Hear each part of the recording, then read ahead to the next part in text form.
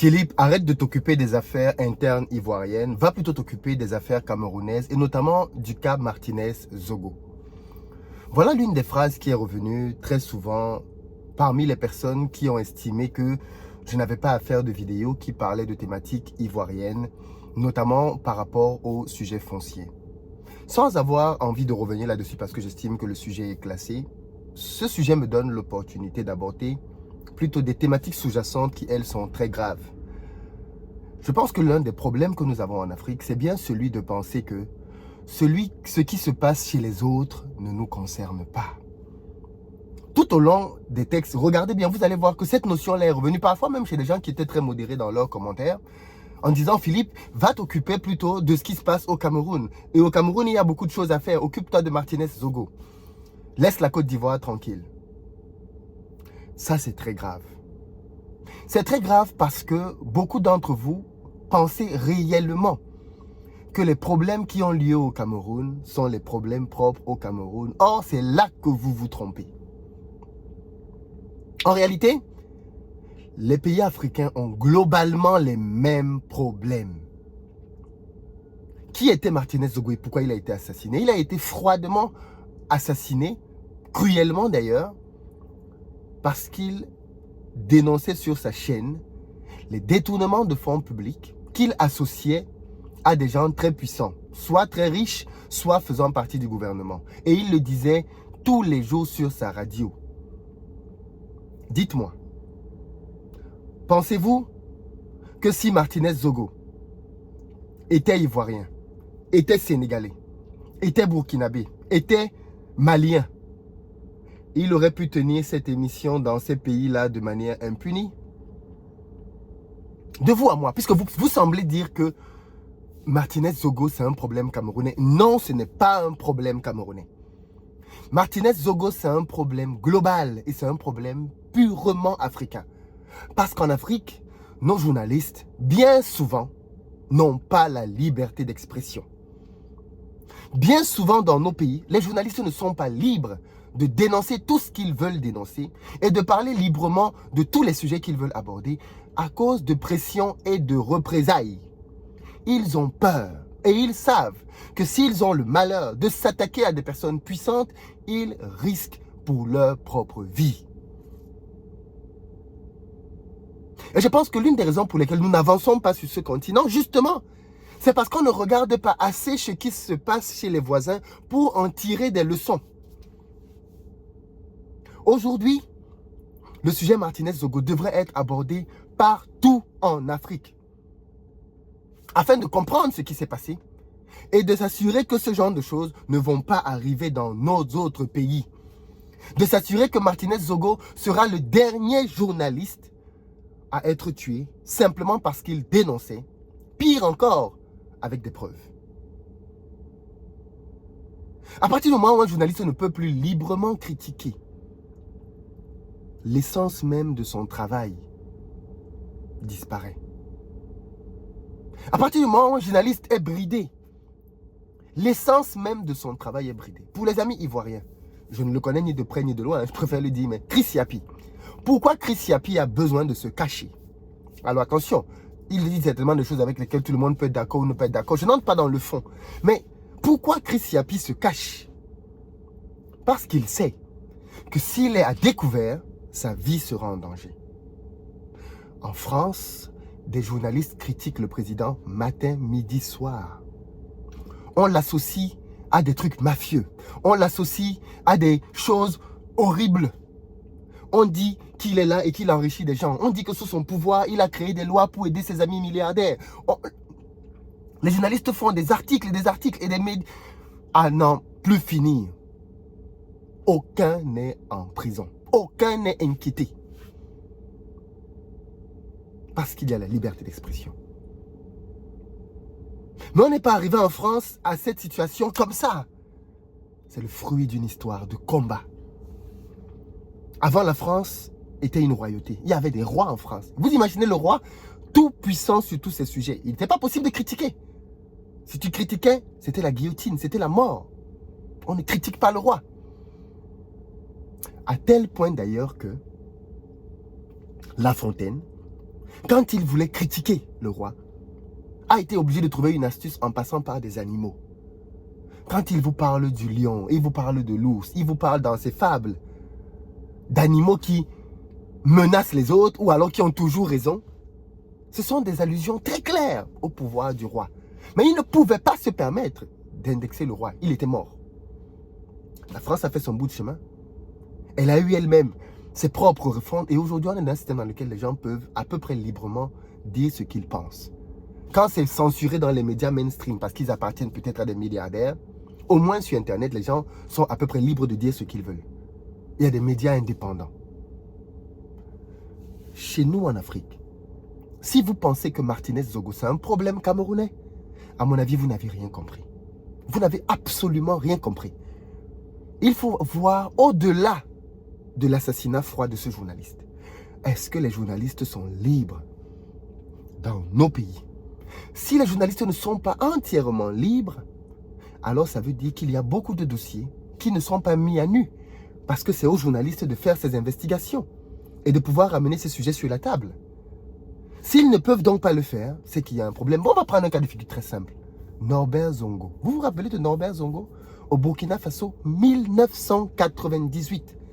L'assassinat froid de Norbert Zongo. Fusillé dans sa voiture. Ensuite, sa voiture a été incendiée. Norbert Zongo. Pourquoi? Parce qu'il dénonçait des mafias d'État. Norbert Zongo.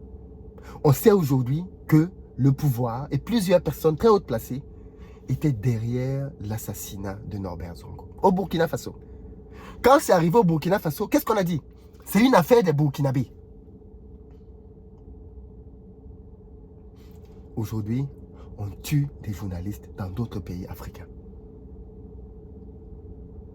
J'entends les Ivoiriens dire, et pas que, les Sénégalais et tout le monde dire, oui, les Camerounais devraient se préoccuper du Cameroun avec leur président qui est au pouvoir depuis très longtemps.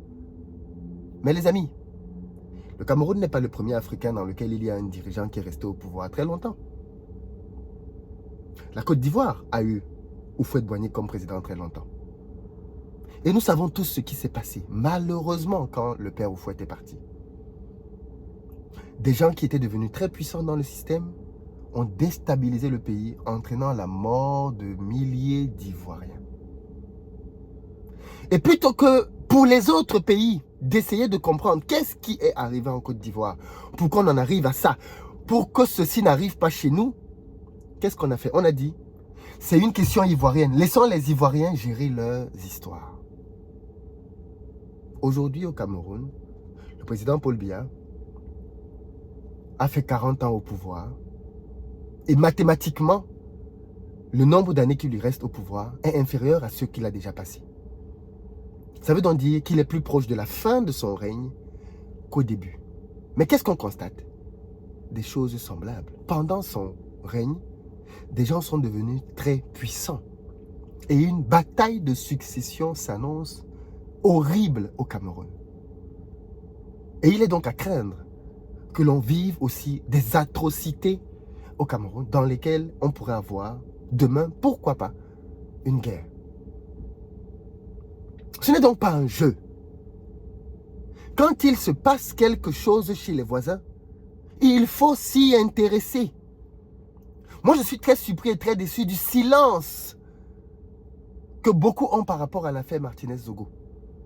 Je m'attendais à ce que tout le monde prenne ce sujet à bras le corps et le traite comme il le mérite, en faisant bien comprendre que ce qui est arrivé à Martinez peut arriver aussi au Sénégal, peut arriver aussi en Côte d'Ivoire, peut arriver aussi au Burkina, peut arriver en Centrafrique, peut arriver partout. Comment on fait donc? Comment on s'organise? Comment on comprend? Comment est-ce que l'on peut identifier les germes de ceci? Regardez ce qui s'est passé. Quand il y a eu la guerre en Côte d'Ivoire, les Camerounais disaient, il ne peut pas y avoir la guerre au Cameroun. Le Cameroun est un pays de paix. Aujourd'hui, il y a la guerre au Cameroun. Nord-ouest, sud-ouest. Il y a la guerre là-bas. Des Camerounais kidnappent, tuent d'autres Camerounais. Il y a la guerre au Cameroun. Parce qu'on n'a pas voulu tirer les conséquences de ce qui a entraîné les guerres chez les voisins. Parce qu'on s'est dit, ce n'est pas pour nous, c'est pour les autres. Regardez le Rwanda, Hutu, Tutsi. Regardez la Centrafrique, regardez la RDC, regardez tous ces pays africains dans lesquels il y a des conflits armés. Vous remarquerez bien que les causes qui ont entraîné ces conflits, quand elles sont présentes dans d'autres pays, on n'est pas loin de conflits aussi. Parce que nos pays ont des structures qui se ressemblent. Donc les amis, l'histoire de dire, quand il se passe quelque chose en Afrique, que non, ce n'est pas pour nous, c'est pour les autres. Occupez-vous de vos problèmes. C'est très dangereux. Moi, je pense plutôt que des Ivoiriens devraient monter sur la toile et dire à tous les pays dans lesquels les gens restent longtemps au pouvoir, les amis, voilà comment ça avait commencé chez nous. Voilà comment ça s'est dégradé. Voilà les signes précurseurs qu'il y avait dans la société. Et ensuite, voilà comment ça a escaladé jusqu'au jour où ça a pété. De telle sorte que les uns et les autres peuvent se dire, ah là là là là là là là là. Là, ce qu'on est en train de voir là, ce sont les signes précurseurs de quelque chose de très grave. Prenons les dispositions pour pas que ça dégénère ou que ça pète. Voilà la solidarité africaine, comment elle doit marcher. Au lieu de ça, les gens vous disent, va dans tel pays, va dans tel... C'est très dangereux de faire ça. Je le dis ici très clairement, c'est très dangereux. Ce silence est même criminel, parfois. Quand tu sais comment tu peux empêcher à quelque chose de se produire et que tu te tais, quelque part, tu es complice. Ce sujet est très important. Quand je fais du business dans plusieurs pays africains, je constate qu'il y a énormément de similitudes. Vous n'avez pas remarqué que les problèmes que j'ai rencontrés au Cameroun et que j'ai exposés ici, je suis arrivé en Côte d'Ivoire, j'ai exposé les mêmes problèmes. Les mêmes types de problèmes. Du Cameroun à la Côte d'Ivoire. Les vols, la malhonnêteté, tout cela. Vous n'avez pas remarqué que ce sont les mêmes germes. On doit apprendre des autres. Quand il y a l'esclavage, quand il y a la colonisation, vous ne voyez pas qu'on est traité de la même manière. Les esclaves sont fouettés pareil. Est-ce qu'on dit toi on te fouette moins parce que tu es Bété ou tu es Baoulé, parce que tu es Bamileke ou Bassa ou Etono Boulou ou Foufoulde ou... Non, on te fouette mon gars. Quand on dit qu'on te colonise, est-ce qu'on te colonise moins parce que tu es de tel ou tel autre pays? Non, on te colonise propre. Propre. Les journalistes jouent un rôle fondamental dans les démocraties. Nos pays se définissent comme des démocraties. Le rôle des journalistes est donc prépondérant. Le silence est très dangereux. Le silence est très dangereux.